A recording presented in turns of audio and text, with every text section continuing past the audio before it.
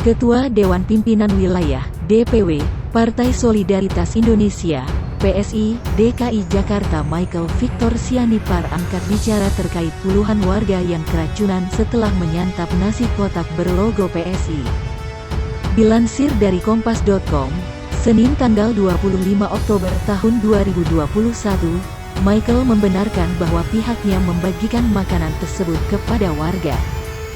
Sebanyak 23 warga RW 006 Kelurahan Koja, Kecamatan Koja, Jakarta Utara, mengalami mual dan muntah setelah memakan nasi kotak berlogo PSI.